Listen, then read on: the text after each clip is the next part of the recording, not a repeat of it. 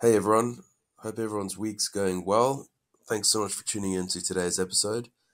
As you may hear, I'm a little worse for wear. I am currently in Cape Town, South Africa. Just finished up the Adopting Bitcoin conference, which was epic.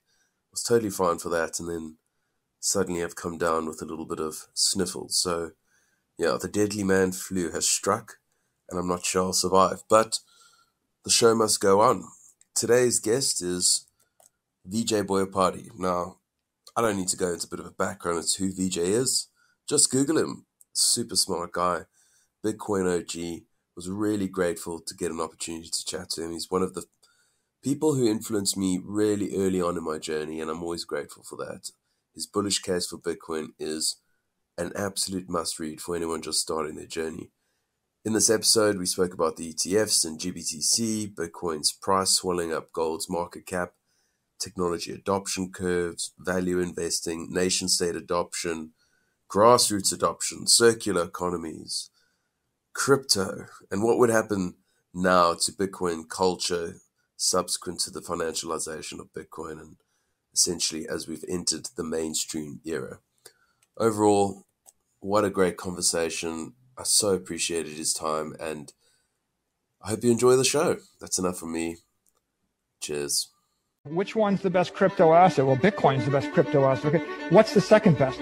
There is no second best. There is no second best crypto asset. Hello, friends, and welcome to the Why Bitcoin Show. I'm your host, Dale Warburton. It's a weekly podcast on why Bitcoin matters and what makes it completely different to all other cryptocurrencies. If you're interested in Bitcoin and you'd like to distill crypto fact from fiction, you've come to the right place. All right, ladies and gentlemen, I am very pleased to introduce my next guest, Mr. Vijay Boyapati. Welcome to the Why Bitcoin Show. Thank you for having me, Dale. It's really great to speak to you. Vijay, I must say out the gate that you're one of the most influential people in my Bitcoin journey. I haven't mentioned this to you as of yet, but early on, it was yourself, Lynn Alden, and Parker Lewis that really threw me down the rabbit hole. It was your bullish case for Bitcoin that really got me thinking about what is money. And I thought I was a bit of a smart cookie before, but I'd never asked that very obvious question about what the hell is money. And I now tell people, if you want to understand Bitcoin, you need to understand money. And if you want to understand money, you need to understand the history of money. And your articles where I typically send them. And now that you've expanded into long form, which I've yet to unfortunately read. But yeah, just wanted to thank you for playing such an important role in my journey because it's 4 years down the track. And my life has changed so much for the good. Well, I really appreciate that. I always feel really great hearing things like that. And I'm in good company with Lynn Alden and Parker Lewis. Just quickly apologize to your audience. I have a cold right now, so that's why I sound a little hoarse. No worries. So, Vijay, I think let's start off with kind of the news of the day, the ETFs. Some people, I guess some Bitcoiners are kind of tired of it, but it really is a big deal. And we've seen today that Bitcoin sort of dropped below 40 on the back of a lot of sale pressure of GBTC. I wonder if you can just give us your thoughts on what's happening today and just as a general comment, the significance of the ETFs and where you see this going from a Bitcoin adoption perspective. The ETFs being approved by the SEC is a huge historical moment for Bitcoin. And I think it's going to have a profound effect on Bitcoin's price level and development into the future. It really makes it quite a lot easier for people to get direct Bitcoin exposure. You know, there are a lot of people out there who are just not technically savvy enough to understand. You know, we can talk about hardware wallets and self-custody and all of that, which is actually fairly advanced for a lot of people. But even the level of going to Coinbase, going through or you know, any one of these exchanges, going through KYC, AML screening, and figuring out what an address is, what a wallet is. These are all very foreign concepts. Most people don't understand what this kind of stuff is. That it's not like people go through a KYC process on a regular basis where, you know, the service that you're signing up for that you don't know is shady or not. You know, if you're coming to this as a new person who doesn't know much about Bitcoin, it all seems very strange. Like, why do you want passport photos? What are you looking for here? Like, most people will go through something like this when they create a brokerage account, but they don't do this very frequently. They might do it once. They'll sign up with Fidelity or E-Trade or, you know, one of those ones. and then not think much about it. And so this kind of process is very unfamiliar. That and addresses and wallets and what are all these coins that are available? These are all very unfamiliar concepts. So what these ETFs allow is that people who don't want to go through that process, they can get exposure to Bitcoin very easily by just going to their regular brokerage account and buying an ETF just as easily as they would buy a normal stock like Microsoft or Google or another ETF like the Standard and Poor's Index ETF. So this is a kind of process that most people who are investors are quite familiar with. So what it does is it opens the door to a much wider set of investors who were never going to go through the process of going to a Bitcoin exchange and figuring out the details of wallets and addresses and that sort of thing.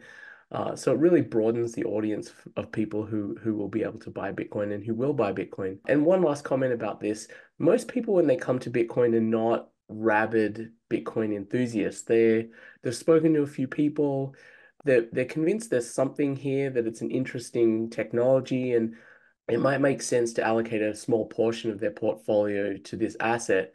But if you're going to allocate a small portion of your portfolio to this new asset, it really is a large hurdle to jump to sign up for an exchange and figure out how it works. If you're going to put in 1 or 2%, a lot of people get stuck at that spot and say, this isn't worth it. This hurdle is completely removed now. And it will have a big impact on Bitcoin's price, but it's also going to have a big impact on the ecosystem as well, if you think about it, because it is going to, a lot of volume is probably going to shift away from some of these exchanges and move on to sort of the traditional financial system where people get exposure to Bitcoin through a Fidelity or a Charles Schwab or a brokerage account. I absolutely agree there. And I think what's interesting is a lot of the early adopters of Bitcoin seem to enjoy the freedom go up along with the number go up technology, whereas this mainstream cohorts are probably far more inclined towards number go up and therefore aren't that worried about things like self-custody and addresses and God forbid UTXOs and that sort of thing. Do you know what I mean? And I suppose when you're thinking going forward now with these ETFs, there's been a lot of kind of movement of late. We're seeing daily updates from the Bloomberg analysts giving us inflows, outflows. And then even today, we saw a lot of outflows, apparently as much as $1 billion from GBTC. Somewhere between a third and a half was related to FTX estate now selling. Talk to us a little bit about that sort of process now from it's now that it's launched and financial advisors are now potentially able to recommend this. And then what that means going forward, if we look at, let's say, gold, the gold ETFs and their market caps and how Bitcoin could eventually swallow a little bit of that. Yeah, so talking about the inflows and outflows, there was kind of a pent-up demand for a large number of owners of GBTC to exit that fund. There are a lot of companies and institutions that have gone into bankruptcy that were holding a lot of GBTC. And the story behind that is actually pretty interesting. I don't want to go too deep into that story, but I wrote a very long Twitter thread on this, on the history of this GBTC arb trade, which is why GBTC was sort of spread out in this ecosystem and why so many players owned it. And a lot of these financial players went bankrupt, and FTX was one of them. It was holding a very large number of GBTC, I think about 22 million shares, which was worth about $1 billion. And in the bankruptcy process, FTX needs to liquidate those GBTC. So they're forced sellers to pay back creditors in the FTX estate. So there will be a process where GBTC is going to provide downward pressure on the Bitcoin price because of these liquidations and the bankruptcy processes that are going on.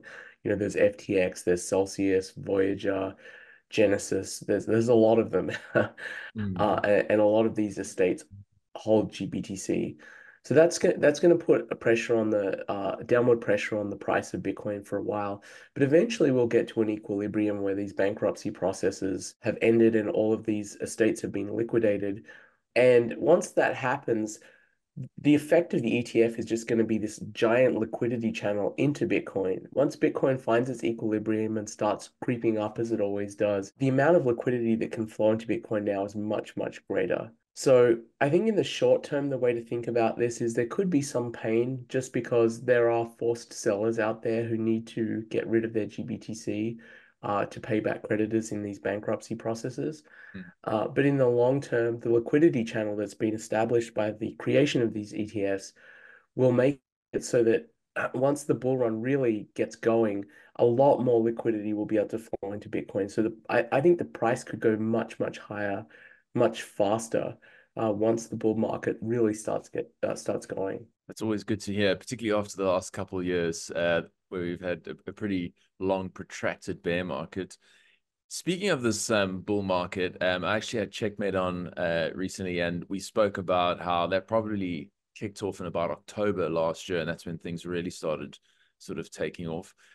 Where do you see this particular bull market going? I mean, obviously now we've got this momentum with mainstream finance coming on board. We've got the halving or the halvening rather, or the healthening, depending on who you ask, in April. I know you're not a fan of price predictions, but I guess just talk to us a little bit about the momentum that you're seeing from a bull market perspective, and anything that could actually derail the narrative, because it feels as if these tailwinds are just so strong, and just when you think things are really a shoe in Bitcoin, it comes in and hits you in the ass with reality, as it were.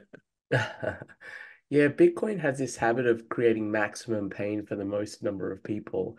When everyone's really bearish, then it'll go up 50%. And then when everyone's exuberant, like the ETF launch, it'll pull back. It'll pull back 10 or 20%. And then everyone will be like, oh, this thing is over. There is no bull market. It does have a habit of doing this. Where this bull market is going, I think this will be a longer bull market. And I think my view is that the price could go much higher than people think, just because the ETF being approved really exposes this to a much, much bigger audience. I think in this bull market, Bitcoin, I generally don't give price predictions, but I think Bitcoin is going to bite off a very big chunk of gold's market capitalization. So gold right now has a market capitalization of around $13 trillion, and Bitcoin has a market capitalization under $1 trillion. So it's less than 10% of the size of gold. I think Bitcoin is going to take a big chunk of gold's capitalization. So maybe 30 to 50% would not surprise me in this particular cycle. I think over 5 years, I generally talk in terms of like 5-year time horizons. I think Bitcoin is going to overtake gold's market capitalization. So that would give you a price on Bitcoin somewhere between 500 and 600,000. You need to look at the demand for gold and where it comes from. I think about 40% or so of gold's demand comes from jewelry use. So a lot of that is in the Middle East and India. And that is actually the right way to think of jewelry in places like India and the Middle East is really an ostentatious store of value use. So an Indian who's buying gold and wearing it is buying it as a store of value that they can wear. It's wealth that they pass on through the generations. Indians typically, in weddings and when they give dowries and that sort of thing, they give gold, and they pass it on, their savings on through the generations. So it really is a store of value use case. But so I don't think that is going to be dramatically affected as Bitcoin goes up. I don't think that demand is going to transfer over to Bitcoin. And another big chunk of demand comes from central banks. Central banks hold a lot of the bullion, as in the non-jewelry use of gold, which is bullion investment demand, comes from central banks. A lot of gold is held at the Federal Reserve, US Federal Reserve, and other central banks around the world. I don't think that's going to change either as Bitcoin rises. I do think, though, the high net worth individual investment demand, like family offices and other rich individuals who are investing in bullion, I think a lot of that demand, however, will move over to Bitcoin. And so at the margin, I think you will see a decrease in gold's market capitalization, but it won't be dramatic. What I would imagine is that Bitcoin, say, gets up to 10 or 11 trillion in market capitalization and gold goes down a little bit. But I don't believe Bitcoin is going to go up to 13 trillion and gold is going to go down to, say, 1 trillion. I don't think they're going to switch places like that. Yeah. Okay. Yes, that makes sense. A lot of people, at least in the beginning of my Bitcoin journey, were talking about kind of the technology adoption curve. Do you subscribe to that when it comes to Bitcoin, trying to sort of draw some sort of equivocation between the adoption of the internet and then the adoption of Bitcoin? And if so, where are we? Yeah, I think that's a fair comparison. The adoption curve that was followed by a lot of different technologies over time. And I do think the same will be true. It's the sort of S curve of adoption where adoption grows, what seems fairly slowly, and then there's this inflection point where it grows almost exponentially and then it plateaus and then it sort of slows down for a long period of time because you have these late adopters who take a very, very long time to adopt any new technology. I do think that's going to be the case, and I think the ETF really ushers in the transition to the exponential phase of the adoption curve. Whether that happens immediately or it happens over 3 or 4 or 5 years, I think that's a different question. I think we're still very much in the early adopter stage of Bitcoin's adoption, however. I think if you look at the number of people who own Bitcoin, it's probably globally around 1.5% of the world's population has some exposure to Bitcoin. So I think we're very much in the early adopter phase. I'd say we're moving to the mainstream when adoption's somewhere around 30%. Okay. Just going back there now to some of the participants potentially in Bitcoin now with the ETFs and the familiar wrapper that they are, the high net worth individuals, the family offices, a lot of them come from a value investing perspective. I know I was certainly a value investor or pseudo value investor in my day. If it didn't have a cash flow, it was hard to see what the valuation would be. How would you, I mean, I'm not saying that you would necessarily try and sell Bitcoin, but how do you talk to these types of folks about Bitcoin, the conservative, traditional value investor, or somebody who's enjoyed a really good run in equity markets and looks at Bitcoin as some sort of speculative technology stock? Yeah, there's a few ways to think about this. I think the first thing is to understand that Bitcoin is a new form of money, and most people, as you mentioned earlier in the show, don't really understand why money has any value. Most people haven't thought about the history of money and why is it that, say, in the US we use dollars, that they don't dollars have existed for most people's entire lifetime, and they don't know that dollars were once backed by gold. That backing was removed completely in the 1970s, actually removed partially in the 1930s. So, but to understand why money has value, that's a deep rabbit hole. We can talk about that. And once you understand why money has value, then you can start understanding why Bitcoin has value because it is a superior form of money. But you can also look at this from the historical perspective and just look at the performance of Bitcoin and say, as a value investor, why would I put any of my savings into Bitcoin? Well, it's pretty interesting if you look at it. If you had a portfolio that was 2% Bitcoin, which is a tiny fraction, and 100% cash. So very, very conservative. So no risk at all, just cash. You would have outperformed the Standard Poor's index for the last, I think, 5, 6, 7 years. So what this is saying is that there's a benefit of having an asset in your portfolio that is not correlated to anything else. And this is true not just for Bitcoin, it's true for gold. Most people don't have any exposure to gold. And if you look at an analysis of adding gold to a portfolio, it has this effect of both reducing volatility and increasing your compounded annual returns over time. So it makes sense just from that perspective. Even if you think, hey, Bitcoin is this crazy volatile asset and I'm scared of it, the way you handle something like that is if you have fear of an asset because it's volatile, all you do is you position you change the size of your position, your allocation to the point where you feel comfortable. You can't handle a volatile asset with this 10% of your portfolio, make it 1% of your portfolio. The only allocation to Bitcoin that I think makes no sense at all is zero. There is a probability that this does become global money. It's already on the path to becoming a global store of value. If it becomes the global reserve currency, as I believe it will, it's going to increase in purchasing power massively. It's going to go 100x from here. So there is a risk to not having any exposure to that. If the world re-standardizes on a new form of money and you've had no exposure, you kind of get left behind all the people who did have exposure to it. So I think it really makes sense just from the perspective of reducing volatility in your portfolio, increasing the returns of your portfolio.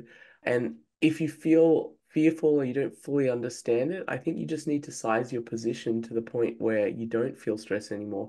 And most people, I think, could handle the stress of 1% of their portfolio in Bitcoin, because most people, their portfolios, move 1 or 2% every day just based on market fluctuations, your stock and Yeah. bonds moving around. So a 1% allocation isn't scary. And I think most people, once they start there, they start learning about Bitcoin, they go down the rabbit hole a little bit, they start understanding what money is, why does it have value, and then they, as they become more comfortable and understand why this is a profound innovation, they start increasing their allocation to 5 or 10%. And then some people, the allocation gets much larger than that because it just grows over time. It's sort of programmed in a way that it grows in value because its supply is limited and its adoption's increasing. So you combine those two things and you get a price rising continually over time. Exactly. Even if Jamie Dimon says that we can increase the fixed cap supply. Now, in terms of adoption going forward, one of the things you sort of have spoken in the past about is nation states adopting it as a central reserve asset. I guess what we've seen over the last few years is the dollar has been weaponized against countries that are not necessarily friendly towards it. And if you care about humanitarian causes too, then those citizens unjustly get punished as a result, as they're effectively cut off from the global financial system. How big a role do you think the nation state adoption is going to play in the next 10, 20 years? I think over the long term, it's going to play a huge part. I think short term, probably less so. I think it was pretty surprising that we saw some nation state adoption as early as we did, with El Salvador essentially adopting it as a reserve currency for their country. So El Salvador made Bitcoin legal tender. You can pay for goods and services in El Salvador without paying any taxes with Bitcoin. And they also started accumulating it for their foreign currency reserves. I thought that was pretty surprising that something like that would happen so early. And you're also correct that there are a lot of nations out there who would prefer that the world had a more neutral global reserve currency. The US dollar is certainly not a neutral reserve currency. The US has political views and it likes to project those political views out into the world. And some countries are okay with that, but a lot of countries are not. And so I think you'll see adoption from some of those countries probably before. I think this is unfortunate as well. I think we'll see adoption from places like North Korea and Iran, perhaps before we see it from countries like the US and Australia and Great Britain, which I think is a real tragedy because I think the earlier countries adopt this, the more they benefit as it gets globally adopted, as I believe it will. And it would be really sad to see these Western countries, which have these great liberal values that most of us subscribe to, like the rule of law and property rights and freedom of speech, all of these things we think are really important. It would be really sad to see them last in line to the world adopting a Bitcoin standard and then seeing these other impoverished countries enriching themselves by adopting it early just simply because they don't want to live under US hegemony. Absolutely.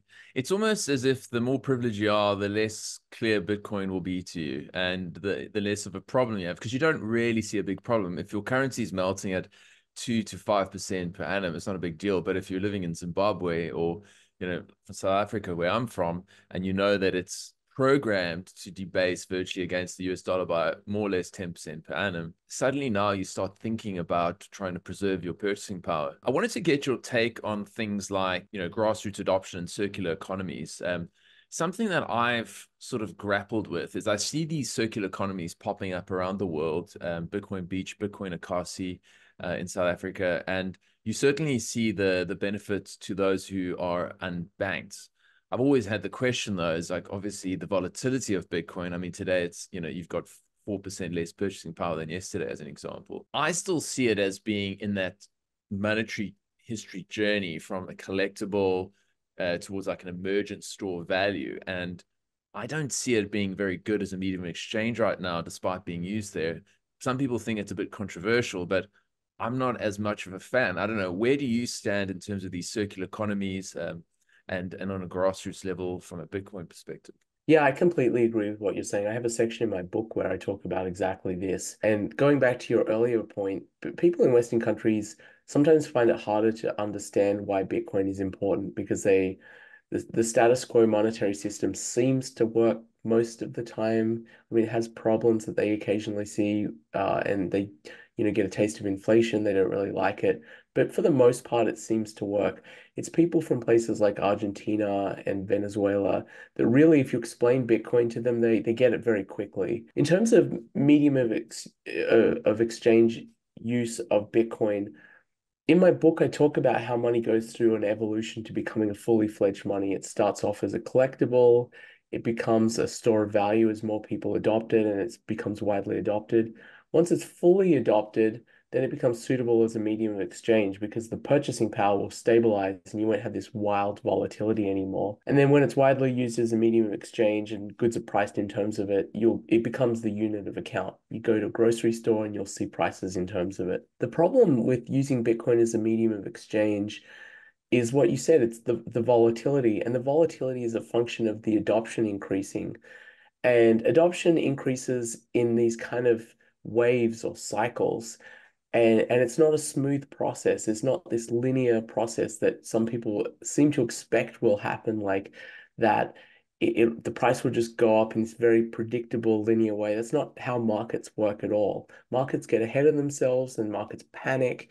But adoption has been growing pretty steadily over that process. Now, given that Bitcoin is volatile, there is this opportunity cost of using it in exchange. If you buy something with Bitcoin and you relinquish your Bitcoin and the price goes up, you've lost that opportunity of the price appreciation. And people kind of have learned this over time, people who have been in Bitcoin a long time. And there's this famous story of someone who spent 10,000 Bitcoin to buy two pizzas in the early days. And that kind of really signifies the downside of spending your Bitcoin is that those 10,000 Bitcoin are worth what, like $400 million today. They're worth a lot of money. Hmm. And I'm sure the person who bought the pizzas would rather have those 10,000 Bitcoin now rather than the two pizzas that they ate, over a decade ago. There are places where the transaction costs of using the regular currency are so high that it still can make sense to use Bitcoin in exchange. There are parts of the world that are so impoverished and don't have a good currency where it can make sense to use it in exchange. Or, for instance, it was used a lot in the early days in illicit drug markets like Silk Road, because that's an example where there's huge transaction costs to using a regular currency. Like imagine trying to pay for drugs using PayPal. The transaction cost is that you go to jail because it's very easy to trace you. So people thought, hey, I'll use Bitcoin and I'll forfeit the appreciation because I can buy these drugs and I can do it at less risk to myself. Obviously, now we've learned that it doesn't really help you to use Bitcoin. You can still be tracked down and arrested. But the general point here is that while Bitcoin is becoming a store of value, it doesn't make sense to use it as a medium of exchange because you're relinquishing the upside that you get from holding the store of value into the future. Absolutely.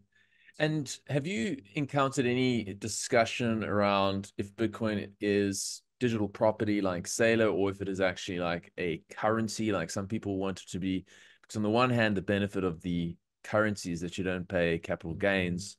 So there's no point here in spending your Bitcoin in Australia for the most part. I know people like to pay for things like honey and whatnot. I do at Bitcoin meetups, but that's just the reality. That's the tax regime. And then on the other hand, you've got digital property, where much like your real estate, you could actually just never sell and then leverage up to your ears for eternity and keep refinancing every few years. Is that something that you've thought about or discussed with people? I'd be keen to get your view.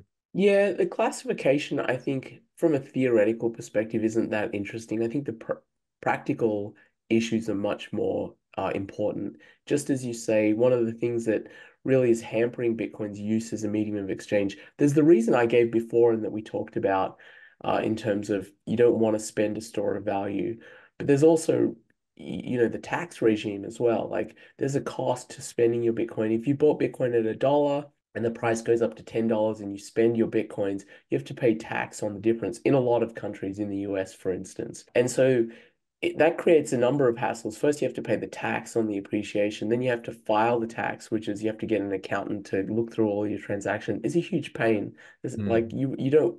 you wouldn't want to spend something where you have to keep track of all your transactions if you're using it on a daily basis.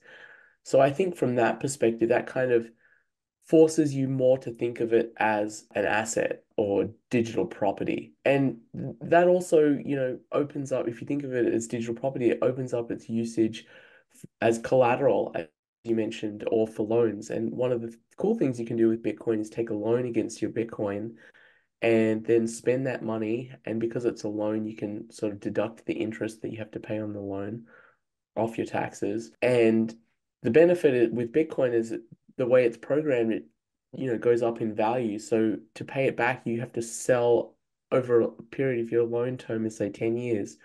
You have to sell a smaller and smaller percentage of your Bitcoin to pay back the loan. So it's another way of thinking about how you can spend your Bitcoin without really taking the full pain of the tax consequences of selling it directly. Yes. And that seems to be the point that our mutual friend, Sir William of Rotherham, has been talking to me about of late. Bitcoin as pristine collateral.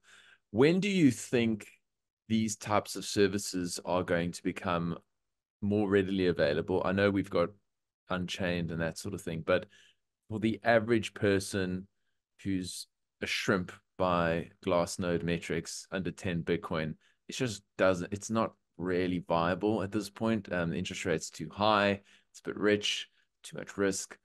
When do you think this will become a little bit more accessible to sort of Joe public? That's an interesting question. I think the financialization of Bitcoin with the approval of the ETFs will be part of the process because you'll be able to do the same things with the ETF as well, where you can take loans against the ETF. And all of this stuff already exists in the traditional financial system. So people will do it that way as well. Whether or not people who have small holdings will do this, that's an interesting question. There's another side to the loan market, which is not just taking a loan against your Bitcoin, but loaning your Bitcoin out Mm, and receiving interest on that Bitcoin.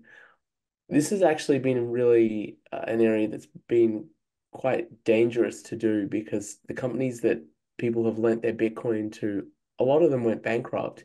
And unfortunately, they were run by pretty malfeasant criminal type businessmen. But eventually, I think that market is a really, really important market and it will develop and become a lot more trustworthy.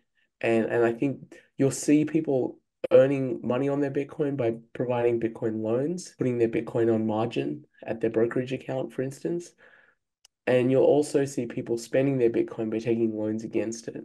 So I think both things are going to happen, but that process could take many years. And part of it is just more and more people having a lot of Bitcoin as savings, which will come with the price increasing and more people adopting Bitcoin. sure. Okay. Yeah, so that makes sense. I want to just shift gears now, Vijay, to talk about crypto. It's something that I had the misfortune of working in for a little period where I was in crypto media and really got to see how the sausage was made. I always had pretty strong views about it, and they were reinforced during my stint there.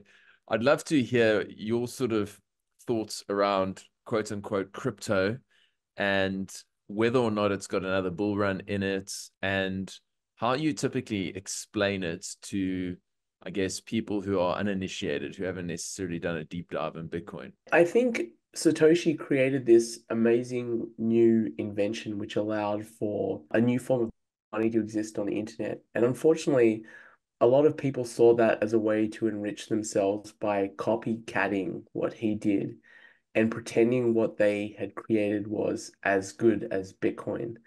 Unfortunately, most of these things are outright scams. In fact, I would say 99% of them are outright scams, which is just a new coin with fancy marketing created just for the sole purpose of enriching the person who created it with no other and they'll give you all these reasons why their coin is really interesting and what features it has. But what they really lack is the liquidity, the network effect, the regulatory framework that now exists around Bitcoin that exists in many, many countries. And most countries see these things as securities. That is, they are basically just stocks created by a person or a small group of people to make money for themselves. So there's a few exceptions to this. Ethereum is, has existed for quite a while now and is the one that most people ask about when they first come to Bitcoin and they say, what about this other Ethereum thing? Mhm. I think the problem with Ethereum is that it's really treated itself more as a piece of software than as a network protocol. And why that's important is that as a piece of software, you want, the software to be upgraded and you can add new bells and whistles. But as a network protocol and as a monetary system, you really don't want it to change. Gold was money for 5,000 years because it was stable and predictable and it didn't suddenly, morph into copper or something else. It was a fixed supply, very short, very limited supply, and that's why it became so valuable. The problem with Ethereum and the fact that it can be changed as easily as it can be changed is that you really can't rely on its monetary policy remaining constant. That's the one thing that really sets Bitcoin apart. The fact that its supply is limited to 21 million Bitcoins that will ever be mined and created is unique. And it's because Bitcoin is a truly decentralized system that is very, very hard to change. And the fact that it's hard to change, that it's immutable, makes it really quite different to any of these other coins that have been created. They're all, just little pieces of software that people tinker with and can change very easily. And so you really can't rely on them. So I would say Bitcoin is quite different. The only truly decentralized system. It's the only system that is immutable, and so that you can trust the rules of Bitcoin. And the most important rule is that there'll never be more than 21 million Bitcoin. Yeah, absolutely. I tend to echo those sentiments, and I hope to be sharing that at the next conference in Cape Town. That's what I'll be chatting about because it's something that frustrates me because I feel like, and I've said this before on the show, that crypto sucks the oxygen out the room in the sense that, I mean, it does suck liquidity and attention away from Bitcoin, and I feel like, to use the words of Corey Eclipse, it's kind of contra Bitcoin. It's like it's just hampering adoption. And so, I do everything I can to try and prevent people from conflating the two. And then, what you choose to do with your own money is your own thing. Vijay, I guess going back now just a step to, I guess, the financialization of Bitcoin, the mainstream adoption of Bitcoin, we're going to see Bitcoin change, not necessarily the protocol, but the culture. And for a lot of people, and I call myself included, a Bitcoin maxi, this is one part of our identity. And a lot of people might feel somewhat threatened by this and feel as if the culture is going to change.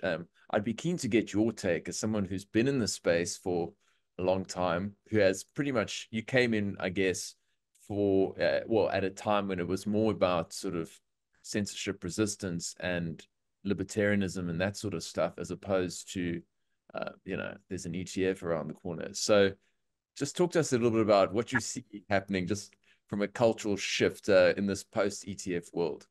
Yeah, I mean, the culture in the Bitcoin community has already dramatically changed from the early days. Like you said, in the early days, it was cypherpunks and the computer scientists who knew enough about what Satoshi was doing to even understand why it was important. And then the libertarians came along, and then you had tech early adopters, and now you're starting to see more mainstream people get interested in Bitcoin. And I think that is inevitably going to change the culture because the number of people who are cypherpunks and libertarians is actually quite small. Most people are not. So as the masses come to Bitcoin and adopt it as a better form of money, it's going to dilute that culture a lot. But on the positive side, I think Bitcoin, in my observation, has had a transformative effect on the people who tend to start saving in it because they recognize that, hey, wow, I've never saved in an asset that's truly scarce, that's fixed in supply. And so if I obtain more and more of it, it's going to grow in value over time. And people start getting this mindset once this clicks, I need to get as much Bitcoin as possible, as quickly as possible. And this, I've seen this in so many people. It turns people into savers rather than consumers and speculators, people who are like looking to speculate in something because if they don't, then their money loses value over time. When your money increases in value over time, it changes you and transforms you into a saver. So I think that is, I have hopes because of that. But I do think the culture is going to be diluted a lot. It's going to be much, much less libertarian. I don't worry about that, to be honest. The same thing kind of happened with the internet as well. People who were there at the early days of the internet had these high ideals, very libertarian as well, about speech being uncensored and people being able to say whatever they could and it being much more democratic system. The truth is that the internet has kind of coalesced around these major powerhouses that control a lot of the communication that happens. So Microsoft, Google, Twitter, they have enormous power on controlling communication on the internet. So the ideal that the early adopters of the internet had about what it would look like hasn't really come to be. But on the other hand, the world today is much freer in the communication of information than it was 30 years ago. Much, much freer. Anyone can express the opinion that they want. You can host a podcast.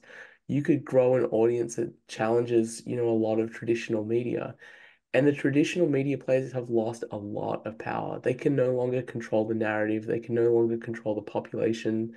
It's very easy to find countering narratives now online. And so there is a lot more freedom of information, even though there also has been a lot of concentration of power on the internet. So I think, a similar thing might happen to Bitcoin as well. There might be major players that concentrate a lot of power within the Bitcoin ecosystem, but the world will also be a lot freer because people will have a way of keeping their savings that can be free of debasement and free of confiscation. If you really want to hold your savings in something that you can keep and it won't be debased by inflation, and you want to leave a country and take your savings with you, you can do that now. So I think the concerns are valid, but I think you also have to see the positives as well as we get much wider adoption. Oh, fantastic points there. Absolutely. It's definitely one of the most transformative things I can say from my personal experience that I measure everything now in terms of an opportunity cost relative to stacking Bitcoin. And my wife will attest to this because I regularly will bitch and moan about some sort of recent purchase that she's made that I feel is frivolous and be like, you're going to pay 10x for that Yeah, in you five just years' think how time. much that'll be worth in like, yeah, think how much that, you buy like a Toyota Camry and you say, you just spent a Lamborghini. Like, Yes. why would you spend that now? Yeah, exactly. So, I mean, I think that was the first thing that I think you said that really spoke to me. And then also, what's quite amazing when you draw that comparison between the internet and Bitcoin, it's like, yes, we can bitch and moan about the likes of Facebook and Google and all these sort of and the technocratic surveillance state, but I don't think that we would have been able to have withstood the sheer like vast quantity of propaganda during COVID, if you like, with everything. And we were able to go and find information. Yes, there was censorship, but we figured out a way. And the truth will set you free. And it found a way. And that's what's so magnificent about it. You can't really stop it. And I guess Bitcoin is almost like a monetary form of that. I mean, it's the protocol of value as opposed to the protocol of information. So I absolutely love that comparison. I think it's inevitable. And yes, I'm sure the culture will change. Diehard steak eating carnivores will remain, as well as all the suits who enjoy a number go up. You've been very generous with your time, Vijay, and I also appreciate you not feeling 100%. So what I'll leave you with one last question. You've been in this space for a long time. You've obviously dedicated your life to it, and I'd be interested to understand what is it about Bitcoin that not only made you want to focus on this full time, but also makes you want to focus on it going forward? Because I can't see you doing something else in the future. I think for me, it's the freedom producing potential Bitcoin has. That's the thing that attracted me first. I understood it early on as kind of like a form of gold that you could teleport. And I thought, well, what are the possibilities that are made possible by that? And it really changes the world in a lot of ways. And one of the things that I think it really helps is that people who are trapped in oppressive regimes around the world, they can now escape with their savings. And that is a profoundly important thing for families who just want their freedom, want to go to a better place and live a better life. So for me, it's that Bitcoin is a freedom technology.